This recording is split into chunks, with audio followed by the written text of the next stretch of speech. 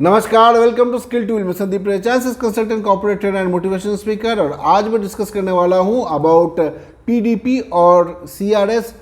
Different companies में different नाम से बुलाया जाता है, but it is the same thing, permanent dispatch plan और द कंटिन्यूअस रिप्लेनिशमेंट सिस्टम। इसका फ्लो क्या होता है ये मैं डिस्कस करूंगा, इसका बेनिफिट्स क्या होता है वो भी मैं डिस्कस करूंगा। Before that, I would request all of you to please subscribe to the channel and also follow me on Instagram, जिसका लिंक आपको नीचे डिस्क्रिप्शन बॉक्स में मिल जाएगा। वहाँ पे मैं अपने काम के रिलेटेड ट्रेनिंग, कंसल्टिंग, मेंटरिंग, मेरा मार्केट विजिट्स, मेरे ऑब्जर्वेशंस, बहुत सारे वहाँ पे मैं पोस्ट डालता रहता हूँ। तो आप अगर उसको फॉलो करेंगे तो you can stay updated about the latest what is happening in FMCG industry. Now let us get back to the topic ki what is CRS or PDP. As I said that PDP is permanent dispatch plan and CRS means continuous replenishment system. It is a demand driven platform that scientifically manages stock flow using shared information among supply chain stakeholders. So this is a long definition. मैं आपको यहाँ पे तीन जो बहुत important keywords use किया गया है उसके बारे में मैं थोड़ा आपको बता देता हूँ। That it is a demand driven platform which means that it is driven by demand. Demand कहाँ से आता है? डिस्ट्रीब्यूटर्स से आता है। So CRS is a system which connects the company to the distributor, right. और उसके अंदर जो फ्लो ऑफ गुड्स होते हैं उसको सीमलेसली करने में मदद करता है। तो ज़्यादातर टाइम क्या होता है कि भाई हमको पता नहीं होता है कि कितना प्राइमरी करे, तो हमने ज़्यादा प्राइमरी कर दिया तो डिस्ट्रीब्यूटर के वहाँ हो सकता है कि स्टॉक फंस गया। कभी कभी क्या होता है हमने कम प्राइमरी कर दिया किसी चीज़ का तो आउट ऑफ स्टॉक हो गया। तो ये सारा चीज़ होता रहता है in case which is not very scientific. This is demand driven. जितना डिमांड होगा उसी के हिसाब से वहाँ पे स्टॉक पहुँचाया जाएगा, which is scientifically manages the stock flow. Stock flow को साइंटिफिकली मैनेज करते क्योंकि डिमांड ड्रिवन है। भाई जितना डिमांड आएगा उतना प्रोडक्ट स्टॉक जाएगा using shared information. So information shared होता है कि भाई डिस्ट्रीब्यूटर के पास कितना स्टॉक है, कितना प्रीवियसली कितना स्टॉक गया था, ये सारा चीज़ जो है इसको देखते हुए इन्फॉर्मेशन कंपनी के साथ शेयर होता है एंड कंपनी का जो भी CRS टीम है उनके साथ शेयर होता है and finally this thing happen. So this is the definition of CRS और PDP। Now I will share with you the entire flow कि उसका आर्किटेक्चर कैसे होता है। Now see this is overall flow. Different companies में different architecture, different structure होता है, but if you see majorly this is the basis of all CRS और PDP system, जिसमें तीन टीम होता है बेसिकली। एक आप समझ लो कि भाई एक सिस्टम वाला टीम होता है, IT टीम होता है, राइट। और दूसरा होता है PDP टीम और द CRS टीम जो कि डेपो में बैठता है। डेपो वाला एक टीम है, एक IT वाला टीम है। सो सी कुछ कंपनी इसको कमर्शियल्स कहते हैं। So there are different names given to the different departments, but आप समझ लो एक IT टीम होता है, सिस्टम वाला टीम, एक डेपो होता है जहाँ पे गुड्स स्टॉक्स कंपनी के रहते हैं which is in the warehouse, and एक होता है डिस्ट्रीब्यूटर और सेल्स टीम। जो सेल्स टीम जो डिस्ट्रीब्यूटर को मैनेज करते हैं, distributor, this is the third team. तो ये तीन टीम के अंदर इंफॉर्मेशन शेयर होता है और उसी के बेसिस पे फिर बिलिंग होता है। Now suppose you have to dispatch stock to a distributor on day N। यहाँ पे आप देखो लास्ट में डे N है, इस दिन को आपको डिस्ट्रीब्यूटर को स्टॉक डिस्पैच करना है। तो इसका ट्रिगर कब होगा, इस काम का इनिशिएशन कब होगा? डे N-2 पे। ज़्यादातर टाइम ऐसे ही होता है, ठीक है। अब कुछ कंपनी में हो सकता है जल्दी हो, लेट पे हो, but I am just giving an example. N-2 मतलब जिस दिन डिस्पैच होगा उससे 2 दिन पहले IT टीम क्या करता है, वो जनरेट्स ओपनिंग स्टॉक डिटेल्स कि भाई डिस्ट्रीब्यूटर गुप्ता ट्रेडर्स का आज बिलिंग होना है, तो गुप्ता ट्रेडर्स का ओपनिंग स्टॉक क्या है वो हमने जनरेट किया और हमने डिपो में दे दिया, PDP टीम को दे दिया, CRS टीम को दे दिया कि भाई आप देखो। अब वो क्या करेंगे, नॉर्म्स चेक करेंगे कि भाई कितना उसका होना चाहिए, हर एक SKU का वो देखेंगे और वो बनाएंगे एक ऑर्डर कि भाई आज के स्टॉक के हिसाब से, ओपनिंग स्टॉक के हिसाब से इतना उनका ऑर्डर बनना चाहिए बेसिस द नॉर्म, कि भाई उसके 15 दिन का स्टॉक होना चाहिए या 7 दिन के पास उनका स्टॉक होना चाहिए या फिर 21 दिन का होना चाहिए, what ever is the norm, उसके हिसाब से उन्होंने ऑर्डर एक बनाया। और वो ऑर्डर किनको भेजा है? They will send it to the sales team.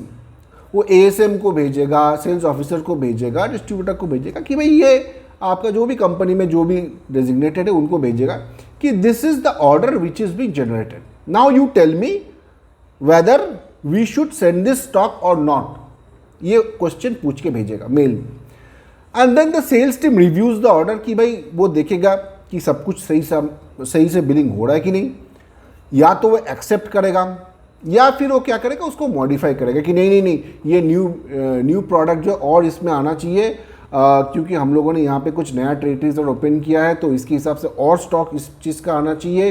तो basis what ever is the discussion, उसके हिसाब से वो उसको मॉडिफाई करेगा और वो वापस भेजेगा PDP और CRS टीम को कि भाई देखो भाई ये फाइनल ऑर्डर है हमारे तरफ से, सेल्स टीम ने बता दिया, ठीक है।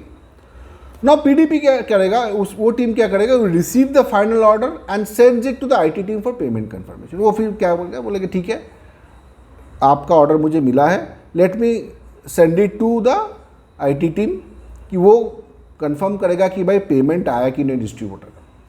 तो IT टीम के पास जब ये जाएगा तो वो डिस्ट्रीब्यूटर को रिक्वेस्ट करेगा कि भाई ये फाइनल ऑर्डर है आपका, तो इसके हिसाब से आप जल्दी से हमें RTGS कर दो, पेमेंट कर दो। डिस्ट्रीब्यूटर जैसे ही पेमेंट करता है IT टीम को पता चलता है and they will send a confirmation to the depot और द PDP और द CRS टीम। देखिए मैं बार बार इसको अलग अलग बोल रहा हूँ, हो सकता है कि IT टीम और PDP टीम एक ही डिपार्टमेंट के अंदर हो, बट सिंस थोड़ा बहुत अलग है मैंने यहाँ पे अलग से यहाँ पे बताया है। Okay, so they will send it to the CRS team saying कि भाई और पेमेंट मिल गया है, अभी आप डेपो से माल डिस्पैच कर सकते हो, स्टॉक डिस्पैच कर सकते हो। So the order processing starts there in the depot, कि भाई ये ऑर्डर प्रोसेसिंग स्टार्ट हो जाएगा and the next day which is on day N वो ऑर्डर फिर डिस्पैच हो जाएगा एज पर शेड्यूल, कि भाई इनको ये दिन जाना था तो इस दिन चला गया ऑर्डर। नाउ से usually this is very very time bound, कि भाई हफ्ते में 2 बारी आपको आपका PDP जो है 2 बारी है हफ्ते का, या फिर 3 बारी है, ये डिस्ट्रीब्यूटर का रहता है कि भाई 3 बारी पेमेंट आना है, या फिर कभी कभी होता है कि डेली डिलीवरी आना है, कभी कभी होता है कि भाई 3 दिन में डिलीवरी आना है कंपनी से, या फिर 2 दिन में डिलीवरी आना है। So whatever is the set parameters, उस हिसाब से इसीलिए लिखा गया है order dispatched as per schedule. अगर उस डिस्ट्रीब्यूटर का शेड्यूल है डे N में जाने का तो उस हिसाब से पूरा प्रोसेस बन के आएगा और वो चला जाएगा। Now let us quickly see what is the benefit of this PDP। अब देखिए बेनिफिट ये है फॉर द कंपनी की भाई कंपनी क्या कर रहा है कि एडिक्वेट रेंज वहाँ पे दे पा रहा है। नहीं तो क्या है कि डिस्ट्रीब्यूटर जो चलता है ज़्यादा वही स्टॉक मंगाएगा और कुछ स्टॉक्स जो है वो मंगाएगा ही नहीं, तो रेंज अवेलेबल ही नहीं रहेगा, तो वो बेचेगा क्या मार्केट में। तो रेंज भी वहाँ पे अवेलेबल रहता है, न्यू प्रोडक्ट में जितना वेटेज देना चाहिए वो भी वेटेज मिल जाता है, तो सारा बिलिंग हो जाता है अप्रोप्रिएटली। हाँ, अगर आप हायर रेंज बेचोगे, सारे रेंज बेचोगे तो क्या है कि हायर अवेलेबिलिटी भी हो जाएगा दुकानों में, रिटेल स्टोर के अंदर माल भी पूरा जाएगा, स्टॉक भी पूरा जाएगा, रेंज भी पूरा बेचेगा सेल्समैन वहाँ पे जाके, है ना। डिस्ट्रीब्यूटर के लिए क्या फ़ायदा है, डिस्ट्रीब्यूटर का एक्टिव पोर्टफोलियो बढ़ जाता है, मतलब जो स्टॉक बिकने वाला है वो बढ़ जाता है। नहीं तो क्या है कि एजिंग स्टॉक ज़्यादा हो जाता है, तो क्या है कि वहाँ पे डिस्ट्रीब्यूटर का इन्वेस्टमेंट फंस जाता है, उसका ROI वहाँ पे हिट हो जाता है। सो एक्टिव पोर्टफोलियो, बिकने वाला स्टॉक उनके पास ज़्यादा होता है, क्योंकि इट इज़ बेसिस साइंटिफिकली, जैसे कि डिमांड ड्रिवन है, डिमांड है तो ही वहाँ पे बिलिंग हो रहा है। रिड्यूसेस आउट ऑफ स्टॉक, की भाई जो डिमांड है मतलब आपके पास वो रहना चाहिए, तो आउट ऑफ स्टॉक का सिचुएशन नहीं आएगा, दुकानों में आप आराम से डिलीवर कर सकते हो। इन्वेंट्री क्या है कि भाई हेल्दी होता है, healthy inventory turnover ratio STR के ऊपर मैंने और एक वीडियो बनाया, नीचे उसका लिंक दिया गया है, आप उसको चेकआउट कर सकते हो। तो ये भी उनके पास हेल्दी हो जाता है एंड उसके हिसाब से फिर बेटर ROI भी निकल के आता है, उनका रिटर्न ऑन इन्वेस्टमेंट भी बहुत अच्छा होता है। So this was for the distributor. Now for the company sales team. Company sales team के लिए क्या एडवांटेज है या फिर क्या बेनिफिट है? That they are now able to spend more time in the market. नहीं तो क्या है कि कंपनी का सेल्स पर्सन वहाँ पे जाएगा, सेल्स ऑफिसर, ASM, उसके पास जाके बैठना पड़ेगा, डिस्ट्रीब्यूटर के पास, और दे दो जी, कर दो जी, ये सारा चीज़ करते करते ये समझा वो समझा, पूरा दिन निकल जाता है. वो मार्केट जा नहीं पाता है, तो वो प्राइमरी चेज ही करता रहता है पूरा दिन, which is not his entire work. उसको ज़्यादा टाइम मार्केट में रहना चाहिए.